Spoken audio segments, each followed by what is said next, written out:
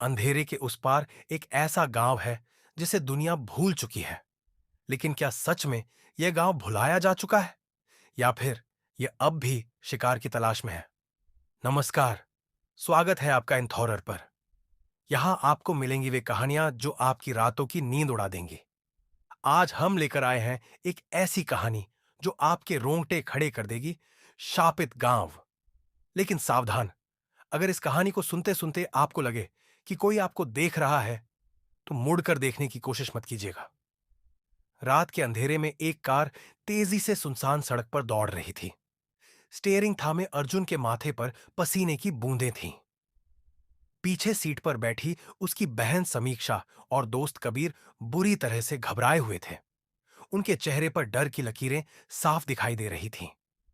वे सब काला गांव से भाग रहे थे।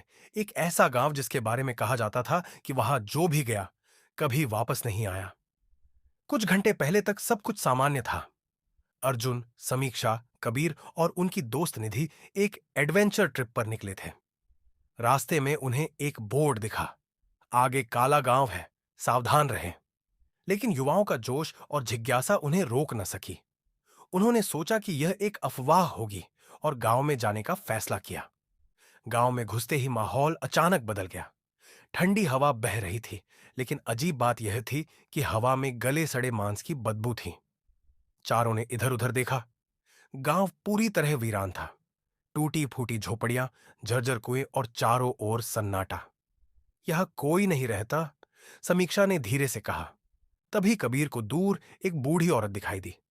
वह एक झोपड़ी के दरवाजे पर बैठी थी और अजीब तरीके से हिल रही थी। अर्जुन ने हिम्मत जुटाकर उससे पूछा, मां जी, ये गांव इतना सुनसान क्यों है? बूढ़ी औरत ने धीरे से सिर उठाया।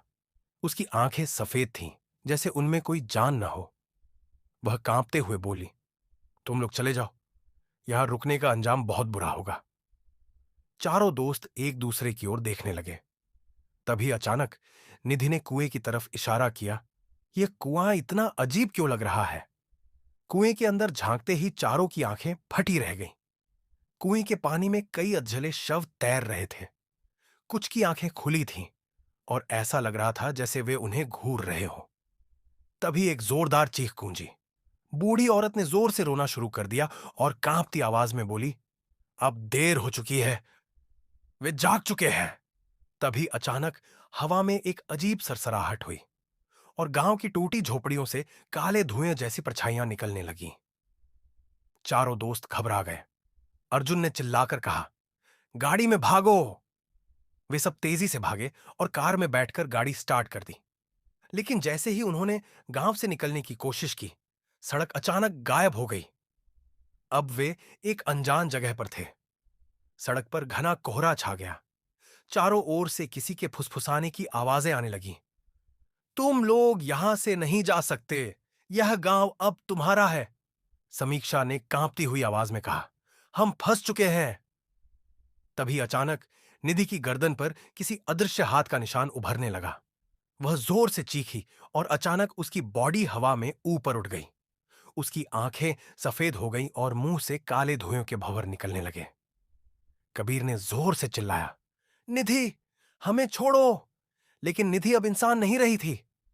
उसकी बॉडी जमीन पर गिर गई और जब उसने सिर उठाया तो उसकी आंखों में खून भरा था। वह एक अजीब सा मंत्र बड़बड़ा रही थी और अचानक हवा में लाल रंग के खौफनाक निशान बनने लगे। अर्जुन ने हिम्मत करके कार फिर से स्टार्ट करने की कोशिश की, लेकिन कार अपने आप उल्टी चलने लगी। पीछे की सीट पर समीक्षा जोर से चिल्लाई, हमसे कोई अदृश्य शक्ति खेल रही है। तभी सामने सड़क पर एक लड़की खड़ी थी। उसके बाल जमीन तक फैले हुए थे और उसकी आंखें पूरी काली थीं। जैसे ही अर्जुन ने कार रोकी, लड़की ने अपना चेहरा ऊपर उठाया। उसका चेहरा सड़ा गला था और उसकी आंखों से कीड़े गिर रहे थे। लड़की ने धीमे स्वर में कहा, तुम लोग गांव में आए, अब गांव तुम्हें छोड़ेगा नहीं। तभी निधि ने जोर से हंसना शुरू कर दिया। उसकी आवाज अब किसी औरत की आवाज में बदल चुकी थी। वह अचानक जमीन पर घुटनों के बल बैठ गई और जोर जोर से चीखने लगी, अब कोई नहीं बचेगा। अर्जुन ने पूरी ताकत से कार को रिवर्स में डाला और जोर से एक्सीलेटर दबा दिया। कार तेजी से पीछे हटी और अचानक सब कुछ शांत हो गया। चारों ओर घना अंधेरा था। कार कहीं एक वीरान जगह पर रुक गई थी। जब उन्होंने पीछे देखा तो गांव गायब हो चुका था। चारों दोस्त कार से बाहर निकले और इधर उधर देखने लगे।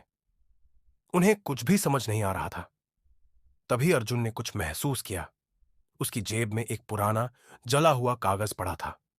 जब उसने उसे निकाला तो उस पर लिखा था, काला गांव में जो भी आता है वह गांव का हिस्सा बन जाता है। तभी अचानक समीक्षा जोर से चीखी। अर्जुन और कबीर ने देखा, समीक्षा की परछाई अब उसके साथ नहीं थी। उसकी परछाई जमीन से उठकर अकेले चलने लगी थी। हर कहानी का एक अंत होता है, लेकिन क्या सच में? अगर आपको यह कहानी पसंद आई तो यह मत भूलिए कि काला गांव अब भी मौजूद है। और कौन जानता है, शायद अगली बार शिकार आप हो। अगर आपकी हिम्मत है तो इस वीडियो को लाइक कीजिए, कमेंट में बताइए कि सबसे डरावना हिस्सा कौन सा था, और ऐसे ही और खौफनाक किस्सों के लिए एंथॉरर को सब्सक्राइब करना न भूलें। अगले वीडियो में फिर मिलेंगे। तब तक अपने आसपास अजीब परछाइयों से बचकर रहिएगा।